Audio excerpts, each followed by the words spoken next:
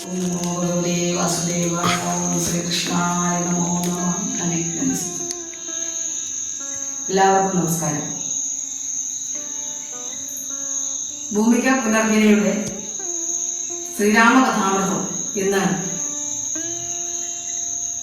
വിശ്വാമിത്ര മഹർഷി ദശരഥ മഹാരാജാവിനെ കാണാൻ വരും. ഇതാണ് ഭാഗം. രാമലക്ഷ്മണന്മാരുടെ ഭരത ശത്രുഘ്നന്മാരുടെയും ജനനത്തോടുകൂടി സന്തുഷ്ടരായ പ്രജകളുടെയും കൊട്ടാര നിവാസികളുടെയും ഇടയിൽ എല്ലാവിധ സന്തോഷത്തോടും കൂടി കുമാരന്മാർ അങ്ങനെ വളരുകയാണ്. അവർക്ക് യഥാവിധി ഉപനയനങ്ങളും വിദ്യാഭ്യാസവും ആയോധന വിദ്യാഭ്യാസവും എല്ലാം നടന്നുകൊണ്ടിരിക്കുന്നു.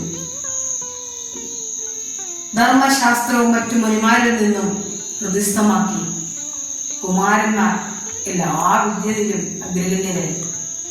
അവർക്ക് 15 വയസ്സ് തികഞ്ഞു. പൗരകാര്യങ്ങളിൽ രാജാവിനെ സഹായിച്ചുകൊണ്ടിരിക്കുന്ന സമയം ഒരു ദിവസം വിശ്വാമിത്ര മഹർഷി ദശരഥ മഹാരാജാവിനെ കാണാൻ കൊട്ടാരത്തിലെത്തി. യഥാവിധി പൂജിച്ച് മഹർഷിയെ കൊട്ടാരത്തിലേക്ക് ആനയിച്ച ദശരഥ മഹാരാജാവ് ചോദിക്കുന്നു, എന്താണാവോ ആഗമനോദ്ദേശം? അപ്പോൾ മഹർഷി പറയുകയാണ്, ഞങ്ങൾ മുനിമാർ നടത്തുന്ന യാഗം പൂർത്തീകരിക്കാൻ നമുക്ക് സാധിക്കുന്നില്ല. ദുഷ്ടന്മാരായ രാക്ഷസന്മാർ വന്ന് യാഗം നിരന്തരം മുടക്കുന്നു. അവരിൽ നിന്നും ഞങ്ങളെ രക്ഷിക്കുന്നതിനും യാഗ സംരക്ഷണത്തിനുമായിട്ട് ശ്രീരാമകുമാരനെ എന്റെ കൂടെ നീ അയക്കണം. മഹാരാജാവ് ഞെട്ടിപ്പോയി. വെറും 15 വയസ്സുള്ള ഒരു ബാലൻ യാഗരക്ഷാർത്ഥം മഹർഷിയുടെ കൂടെ കൊടുങ്കാട്ടിലേക്ക് യാത്രയാക്കണമെന്നാണ് പറയുന്നത്. രാജാവ് തൊഴുതു പറഞ്ഞു, സകല സന്നാഹങ്ങളോടും കൂടി ഞാൻ വന്ന് യുദ്ധം ചെയ്തവരെ തോൽപ്പിക്കാം. അങ്ങനെ യാഗം രക്ഷിച്ചാൽ പോരെ, അവരിൽ നിന്നും രക്ഷ നേടിയാൽ പോരെ. എന്തിനു പഠിക്കുന്നത്? എല്ലാ വിദ്യയിലും അഗ്രഗണ്യരായി തീർന്ന കുമാരനെ എന്റെ കൂടെ അയക്കാൻ നീ എന്തിനും ഭയപ്പെടണോ?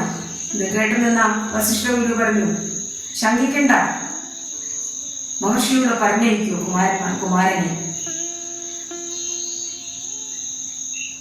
ഉറ്റതോഴന്മാരെ പോലെ ആയിരുന്ന രാമനും ലക്ഷ്മണനും ഭരതനും ശത്രുഘ്നും രാമകുമാരന്റെ ഒപ്പം ലക്ഷ്മണകുമാരനും വിശ്വാമിത്ര മഹർഷിയോട് ഒപ്പം യാത്രയാവുകയാണ്. അങ്ങനെ അവർ യാത്ര ചെയ്ത് ദണ്ഡകാരണ്യത്തിലേക്ക് പ്രവേശിക്കുന്നു. വനത്തിലേക്ക് പ്രവേശിക്കുന്ന സമയത്ത് തന്നെ ചില ദുസൂചനകൾ കണ്ടു തുടങ്ങുന്നു.